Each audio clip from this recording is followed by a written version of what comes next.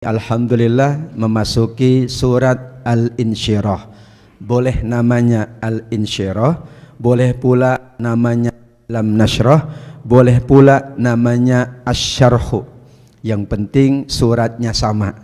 Karena penamaan surat ada tambahan dari para ulama berdasarkan isi kandungannya, juga berdasarkan awal dari kalimat surat tersebut. Inilah surat ke-94 dalam susunan mushaf, ayatnya 8 ayat, sehingga insya Allah kita sering membacanya, bahkan kita sudah menghafalnya dan kita memahami beberapa makna-makna yang terkandung di dalamnya. Suratnya Makkiyah, diturunkannya di kota Mekah, pembahasannya tentang iman akan sifat Allah, khususnya kata Imam Ibnu Katsir, satu sifat Allah yang bernama Al-Ghafur, Maha Pengampun. Kenapa? Di antara tanda Allah Maha Pengampun, fa inna ma'al usri yusra. Allah memberikan kemudahan bersama kesulitan, atau boleh maknanya kemudahan setelah kesulitan. Dua-duanya boleh, karena ada terjemah bersama kesulitan ada kemudahan, atau terjemahnya setelah kesulitan ada kemudahan.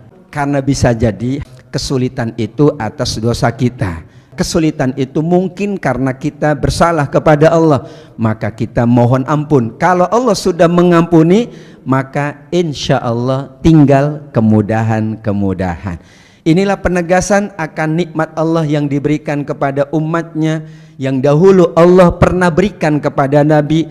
Alam nashrah laka sadrak, bukankah kami wahai Muhammad telah melapangkan dadamu.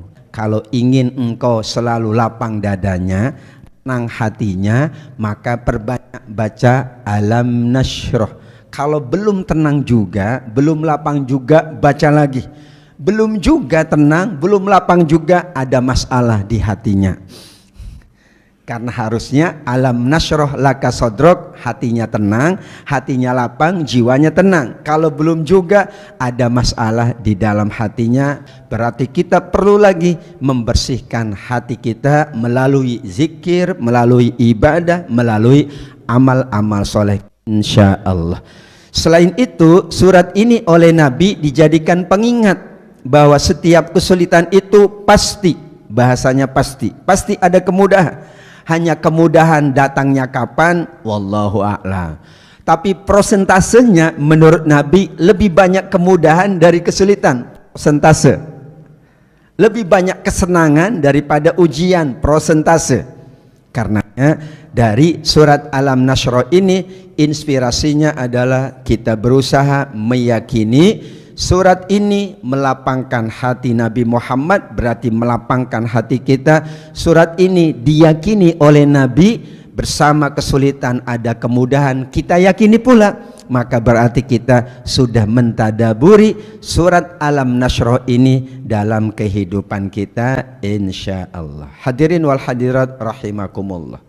Inilah nikmat yang pertama Allah sebutkan di surat Alam Nashrah, yaitu nikmat yang bernama kelapangan dada. Bukankah kami telah melapangkan untukmu dadamu, yaitu Allah menghilangkan darimu wahai Muhammad beban-bebanmu yang memberatkan punggungmu, kemudian kami tinggikan namamu. Masya Allah, Nabi Muhammad namanya tercatat di tempat paling tinggi. Kita pula mencatat nama beliau, mengingat nama beliau, bahkan selalu menyebut nama beliau. Dalam sholat aja kita sebut namanya, Allahumma sholli ala Muhammad wa ala ali. Iya, setiap disebut nama Nabi Muhammad, kita juga bersolawat kepada baginda Nabi Muhammad sallallahu alaihi wasallam. Karenanya dalam pengantar tafsir Ibnu Katsir dikatakan, hadhihi min ni'amillah al-khasah lir-rasul. Ini diantara nikmat khusus kepada Rasul. Hadirin wal hadirat, nikmat itu ada yang umum, ada yang khusus. Kalau umum semuanya dapat, kalau khusus hanya beberapa. Namun semua orang punya hak untuk mendapatkan nikmat yang khusus. Awalnya nikmat yang bernama lapang dada, ampunan dosa, namanya diangkat oleh Allah, derajatnya tinggi di sisi Allah, itu khusus untuk Nabi. Karena tiga-tiganya ada di awal surat Alam Nashrah. Namun siapapun punya hak untuk mendapatkan nikmat yang awalnya khusus untuk Nabi. Kita pula kalau mengikuti apa yang dilakukan oleh Nabi, maka nikmat-nikmat yang khusus tadi insya Allah kita dapatkan. Dikatakan min ni'amillah al-khasah lirrasul, nikmat yang khusus awalnya kepada Nabi, tapi kita mohon kepada Allah agar nikmat yang Allah pernah khususkan untuk Nabi juga Allah hadirkan untuk kita semua. Maka secara bahasa redaksi istifham, alam taro kaifa fa'ala rabbuka bi ashabil fil. Alam taro banyak ya di Al-Quran. Alam nashrah, istifham itu jawabannya pasti. Karena pertanyaan dalam bentuk istifham itu adalah pertanyaan Allah kepada kita, dan jawabannya sudah ada di tangan Allah. Misalnya pertanyaan, bukankah kami telah melapangkan dadamu? Jawabannya, na'am, bala. Ya, engkau telah melapangkan dada kami ya Allah. Begitu. Tiga nikmat itu Allah awali kepada Nabi. Nashrah laka sadrak, lapang dada Nabi. Makanya Nabi paling lapang dadanya. Maka Nabi selalu senang, selalu bahagia. Nabi juga tenang dalam hidupnya. Kemudian dosa-dosa sudah diampuni oleh Allah, dan bahkan nama Nabi selalu berada di urutan tertinggi oleh siapapun, apalagi oleh kita umatnya Nabi. Ada ayat yang dikaitkan oleh Imam Ibnu Katsir, "Famay yuridillahu ayyahdiyahu yashrah sadrahu lil Islam." Ada nikmat yang bernama alam nashrah laka sadrak, yaitu kalau orang selalu mendapat petunjuk Allah maka lapang dadanya. Berarti orang yang merasa sempit dadanya, tidak tenang hidupnya, itu sedang tidak dalam petunjuk Allah. Maka di surat Al-An'am 125 dikaitkan oleh Imam Ibnu Katsir dengan alam nashrah tadi. Maka nabilah satu-satunya manusia yang selalu dibimbing oleh Allah. Di surat Ad-Duha yang sudah kita bahas pada bulan yang lalu, wa wajadaka dolan fahada. Udah, Nabi adalah satu-satunya manusia yang selalu di backup oleh Allah. Maka Nabi selalu tenang. Untuk itu kata Imam Ibnu Katsir, kalau kita ingin mendapatkan kelapangan dada, banyak beramal. Karena dengan beramal berarti kita sedang mendapat petunjuk Allah. Tidak beramal kita tidak dapat petunjuk Allah Subhanahu wa ta'ala. Demikian pula Allah menjadikan syariatnya yang Allah turunkan kepada Nabi Muhammad itu luas, lapang, toleran, mudah, tidak ada kesulitan, tiada beban. Kaedahnya selalu kalau ada azimah ada rukhsah. Salat itu azimahnya, salat zuhur 4 rakaat dijalankan berjamaah di masjid, azimahnya. Tapi kalau dia musafir, maka dia dapat rukhsah 2 rakaat di waktu zuhur atau di waktu asar, namanya rukhsah. Orang puasa pun kalau Ramadan datang wajib puasa, namanya azimah. Tapi saat ada uzur sakit atau bepergian boleh tidak puasa, ganti di waktu yang lain.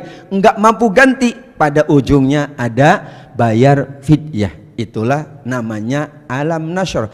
Sehingga kata Imam Ibnu Katsir, orang merasa mudah menjalankan agama ini, tapi kalau sulit, bahkan dipersulit atau mempersulit diri, berarti tidak memahami konsep bahwa selalu ada rukhsah. Azimah itu keharusan, rukhsah itu keringanan. Ada yang memaknai menghilangkan beban itu ampunan. Jadi dosa itu dianggap sebagai beban. Maka orang kalau belum lapang dadanya, kalau orang sulit ibadah, berarti dosanya masih nempel, masih nyantol. Caranya kita mohon ampun, kita bebaskan dari dosa. Maka itulah nikmat kedua, nikmat bernama ampunan dosa. Allah menyebutnya liyaghfiralakallahu ma taqaddama min dzambika wa ma ta'akhkhar. Allah memberi ampunan kepada Nabi atas dosa yang lalu dan dosa yang akan datang. Berarti kalau kita ingin dilapangkan dada kita, kalau kita ingin dimudahkan oleh Allah, maka kita hindari perbuatan-perbuatan dosa. Kalau sudah berbuat dosa, maka karena Allah menyebut Allah mengampuni dosamu yang lalu dan akan datang, kita cari amal. Amal itulah sebagai penggugur dosa. Salat 5 waktu menghapus dosa. Sedekah menghapus dosa. Puasa menghapus dosa. Ada puasa Arafah tahun lalu dan tahun yang akan datang. Ada puasa Asyura tahun yang lalu. Banyak sekali sebetulnya media dari Allah. Maka ketika kita mendapatkan itu, kita jalankan. Nabi pula menjalankan itu. Karenanya itulah rahasia dari lapang dada Nabi. Kemudian karena sudah diampuni, maka namanya melesat. Dalam hadis dikatakan bahwa inna rabbi wa rabbaka yaqul, Tuhanku dan Tuhanmu pernah berfirman, tahukah kamu bagaimana aku meningkatkan sebutan namamu, meninggikan derajatmu? Kata Jibril, Allah lebih mengetahui. Kemudian kata Allah, apabila namaku disebut, maka disebut pula namamu. Asyhadu an la ilaha illallah wa asyhadu anna Muhammadar Rasulullah. Bahkan Allah perintahkan kita, ya ayyuhalladzina amanu sallu alaihi, dan diakui siapapun menyebut nama Nabi Muhammad berpahala. Bahkan kalau menyebut nama Nabi Muhammad, maka Allah balas 10 kali kebaikan. Man shalla alayya marratan sallallahu biha, nyebut namanya aja berpahala, diganti 10 kebaikan. Bukankah aku telah melapangkan dadamu? Bukankah aku telah meninggikan namamu? Namamu selalu disebut kalau aku disebut. Dibanding nabi-nabi yang lain, iya, aku istimewakan dirimu. Jadi ini menunjukkan sebuah keistimewaan kepada baginda Nabi Muhammad sallallahu alaihi wasallam. Hadirin wal hadirat rahimakumullah. Ayat 5 sampai 8 ini satu tema. Satu tema itu berarti ada keterkaitan, korelasi, munasabah kalau bahasa ilmu Al-Quran. Fa inna ma'al usri yusra, tetap kemudahannya lebih banyak. Inna ma'al usri yusra, kemudahannya lebih banyak. Ya, ini sebagai sebuah isyarat bahwa benar Allah ulangi, maksudnya adalah untuk menunjukkan kepastian, jaminan Allah. Jadi pengulangan untuk meyakinkan kita bahwa yang dikatakan oleh Allah jaminannya itu benar. Maka diulang, sungguh sesudah kesulitan. Saya copy paste dari terjemah saja. Maka tadi ada sesudah, ada bersama. Silakan saja, itu boleh dua-duanya. Dalam terjemah tidak ada masalah. Yang penting bahwa ada kesulitan namun juga ada kemudahan. Syaratnya fa idza faragta fansab, kalau ingin mendapatkan kemudahan terus-menerus, kalau sudah selesai urusan, kerjakan urusan yang lain. Nanti ada banyak penafsiran. Ada yang mengatakan, kalau duniamu udah selesai, kerjakan akhiratmu. Kerjamu sudah selesai di kantor, sholat. Sholat sudah selesai, kerja lagi. Begitu, ada pandangan demikian. Atau secara umum, kalau sudah selesai satu tugas akhirat, ada tugas akhirat berikutnya. Satu tugas dunia selesai, ada tugas dunia berikutnya. Ada kisah yang menarik dari Umar bin Abdul Aziz. Beliau itu tipe orang yang pekerja keras, tidak pernah berhenti. Maka kata pengawalnya, Tuan, kita rehat dong sehari. Maka beliau katakan, Tuan, kita rehat sehari. Kata dia, wahai sahabatku, kalau aku tunda 1 hari kerjaan, berarti aku akan mengerjakannya besok hari. Berarti aku punya 2 pekerjaan besok hari. Kalau aku tunda 3 hari, aku punya 3 pekerjaan. Mendingan aku selesaikan sekarang, kan enak. Selesai sekarang, besok ada lagi, nggak ada masalah. Itulah pandangan beliau. Bukan berarti ya tidak ada rehat, tapi beliau ingin bahwa tugas-tugas yang selesai itu akan ada lagi tugas yang lain yang insya Allah juga diselesaikan dengan sebaik-baiknya, supaya tugas kita diselesaikan dengan baik, mendapatkan pertolongan Allah. Wa ila rabbika farghab, jangan lupa berharap kepada Allah.